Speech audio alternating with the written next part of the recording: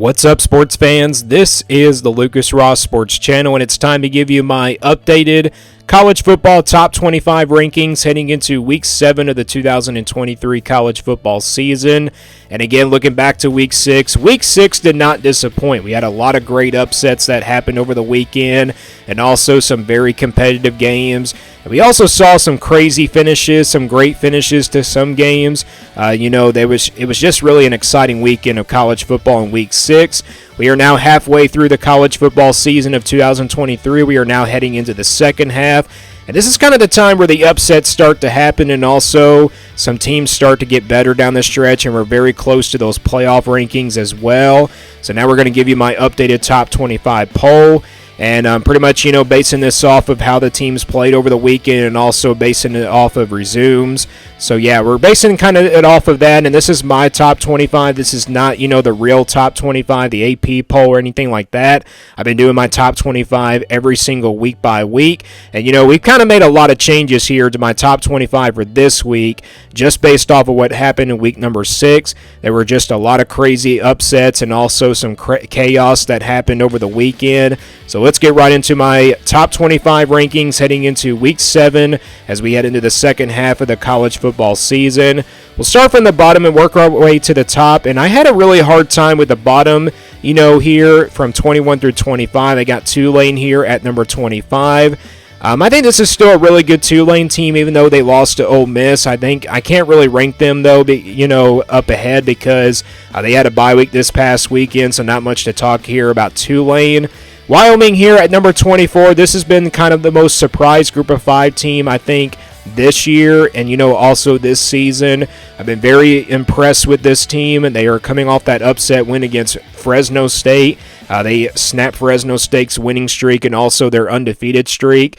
And I did talk about Fresno State being one of the top Group of 5 teams in the country, but now it seems like Wyoming is kind of, starting to be that top team in the, Group of 5 teams and everything. I don't think there's any other Group of 5 team that can probably challenge Wyoming, but you never know. The Group of 5 teams, every year it just seems like we have a different Group of 5 team every week by week. But after that performance against Fresno State nearly came back in this game, but, Wyoming did have control of that game, and the reason why I have them here in the top 25 is because they did upset Fresno State. And I just been very impressed with this Wyoming team. They have the win over Texas Tech in the early part of the season. That's the reason why they're here in the top 25. Kansas at number 23. I know they weren't very impressive against, Texas a couple weeks ago, but this is a Kansas team that just continues to be better and better. This is a veteran experienced Kansas team as well, and I think that's the reason why they are here in the top 25 for me. And also, I just been very impressed with them. They're really good against lesser competition, but against big competition, it just doesn't seem like they're ready to play in those games, but they still have some time to improve. I think we're going to kind of see them improve as the season goes on. I've been very impressed, though, with Kansas in the first half of the season. I think their worst game, though, was against Texas a couple weeks ago. But they bounced back after a win over UCF and everything, so Kansas here at number 23. Missouri at number 22. I'm not going to penalize this team after losing to LSU by 10 points. I think they really performed really well enough to kind of keep them here in the top 25. I know Kentucky was here in the top 25 for me last week, but Kentucky lost badly to Georgia, so that's the reason why I put Kentucky out of the top 25 this week. I think Missouri was the more better team than Kentucky based off of that performance against LSU and everything. And I think this is a really good Missouri team. They also have that kind of, big win against Kansas State early in the year, which doesn't really matter now. But again, I've been very impressed with Missouri this year. This has definitely been one of the most surprised teams, I believe, in the SEC this year. Maybe, you could probably put another SEC team out there, but Missouri has definitely turned things around after kind of having, some rough years over the years. So Missouri here at number 22. Again, I'm not going to penalize them after a really close loss by 10 points to an LSU team. Duke here at number 21. I'm not going to penalize them either after a loss to Notre Dame a couple weeks ago, but I have Duke here back in the top 25. They were not ranked for me this past weekend. That's the reason why Duke is here at number 21. And also another reason is because Kentucky lost badly to Georgia, so I didn't have any other teams out there that I could possibly rank. Maryland's probably an option because they were really competitive against Ohio State, but Maryland hasn't really played anybody that tough. Duke still has that, big win over Clemson, in the first weekend of the college football season. And, they were just very competitive against Notre Dame a couple weeks ago. So that's the reason why I got Duke here at number 21. And again, with Kentucky, inconsistent against Georgia, the reason why, they're not in here is because Missouri obviously was more better than Kentucky this weekend. And also Duke has just more great wins than Kentucky this year, I believe. So, again, Kentucky just lost big. I mean, that's the reason why I had them out of here in the top 25. So Duke here. Again, they had a bye week this weekend, so not much to talk about Duke. They'll get back in action this weekend, and maybe they have a chance to make it to the ACC Championship. So, again, I had a hard time with these bottom teams. These are my rankings from 21 through 25. Let's now go into 16 through 20. I got Notre Dame here at number 20. I did penalize them after losing to Louisville. I had them at number 13 this past weekend. Just a lot of chaos that happened over the weekend. That's the reason why they're here at number 20. Some other top 25 teams lost, and some more upsets happened over the weekend. Notre Dame, though, they had some chances in this game against Louisville, but, defensively, Louisville really played really well in this game. Sam Hartman really just couldn't get the throws down the field. And also, this was probably the game that, Sam Hartman was the most uncomfortable in. I think ever since when he played against Ohio State, he was uncomfortable in that game. But I think against Louisville, he was just more uncomfortable in the pocket. He got pressured a lot in this game and also threw like a couple picks in this game, maybe the three picks, I believe. But, Notre Dame, they just didn't look like the most, explosive offense that we've been seeing over the first half of the season. Now, Notre Dame, they still have plenty of ways to go. They could probably still make it to a New Year's Six bowl game, but, it's kind of unlikely that's going to happen because they still do have a tough schedule ahead. They still have to play USC. They also still have to play Clemson. And, they do play USC this weekend, which is going to be a very tough game. They have to go, they're getting them at home at least, so maybe they have a really good opportunity to pull off a huge upset, this weekend at home against USC. Washington State here at number 19. I'm not going to penalize this team after losing to UCLA on the road, which I think a lot of people thought this was going to be an upset alert type game. I think Washington State is still a dark horse contender. I don't think they're a bad team based off of what we've seen so far from them. They had that win over Wisconsin early in the year. And I just think this Washington State team looks really good. I mean, they did defeat, Wisconsin and everything, so I think this Washington State team is still a good enough team. But again, these teams are going to change perhaps as we get into the second half of the season. UCLA here at number 18 upsetted Washington State this weekend. I can't put them here at number 17 ahead of Utah because Utah does have the head-to-head win. That's the reason why Utah is ahead of, UCLA. And the same thing with Oregon State. They have that win over Utah in the college football season, so that's the reason why they're ahead of Utah in this one.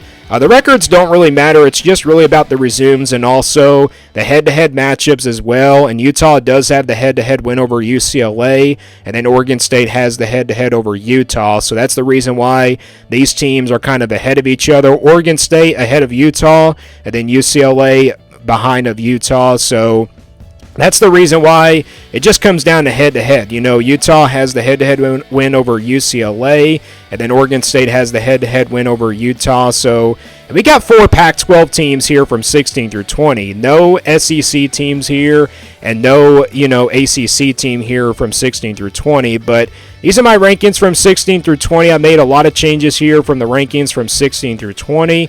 All right, let's now go into the top 15 now from 11 through 15. We got Louisville here at number 15. Big upset win over Notre Dame. This Louisville team has been a very big surprise this year. Jeff Brom has really changed this program, has done a really good job in his first year as well. And I just think Louisville has been one of the most surprise teams in the history of college football. This is a team that brought in a lot of transfers this year. I thought it was going to kind of take some time for Louisville to kind of regroup a little bit, but this team has found their stride. They have a really good path for the rest of the way. Again, their schedule really sets up nicely for them.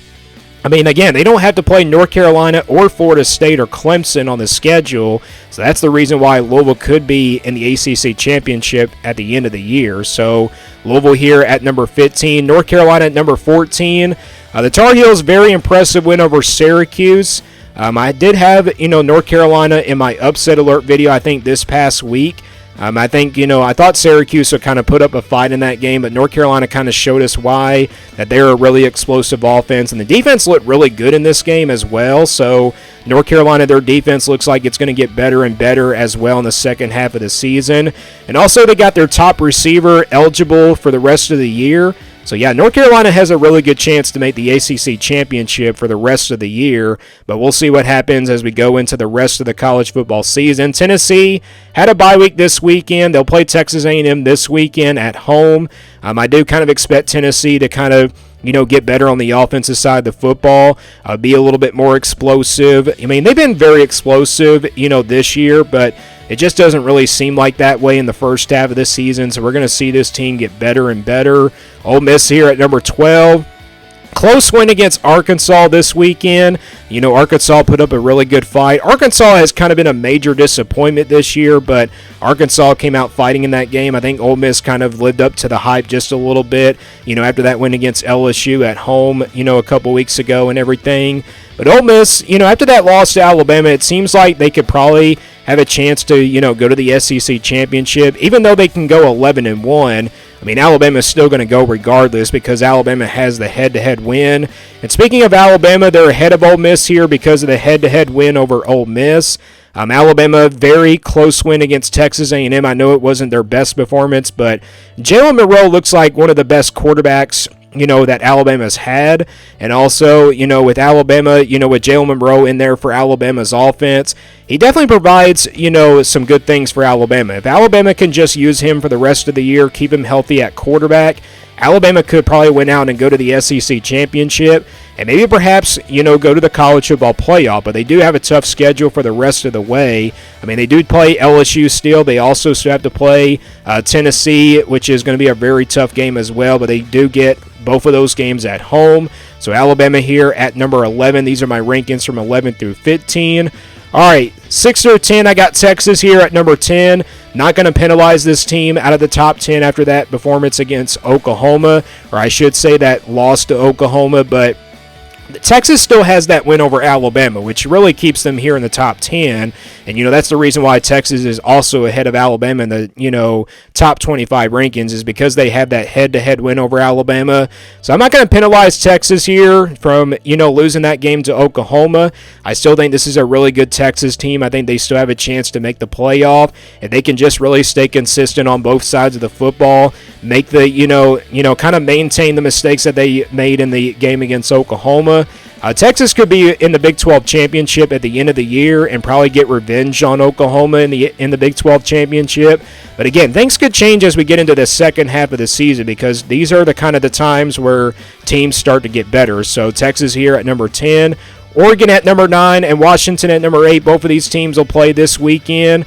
Not much to talk about them because they had a bye week this weekend, but they will play this weekend. Probably the biggest game in the Pac-12 coming up this weekend. Maybe College Game Day is going to go down there for that game.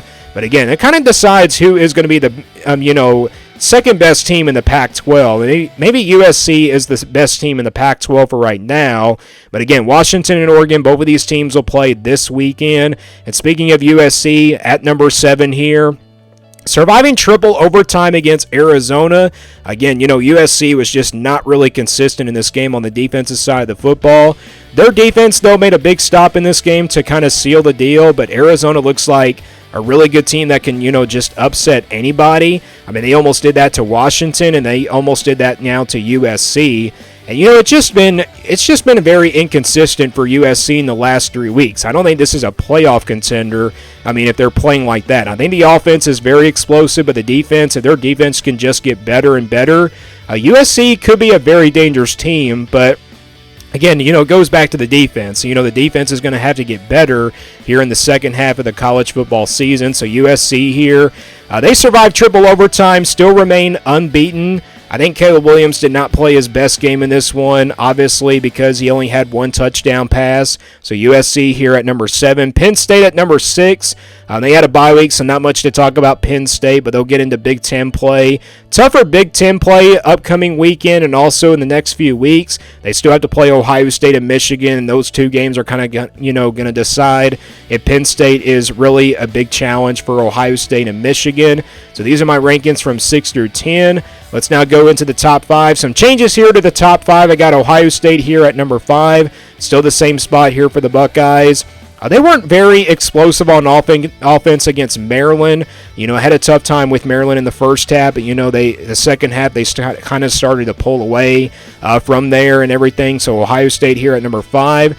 I got Oklahoma here at number 4. Big win against Texas. That was kind of enough for me to put them here in the top 5. I know a lot of people are going to not agree with this pick and everything, but I was just very impressed with Oklahoma. Also, that win against Texas kind of proves to me that they are a top 5 team and also a playoff contender. I don't think they're on the level of Michigan and Georgia, perhaps, maybe Ohio State as well, but again, Oklahoma, just has the better win over Ohio State as well.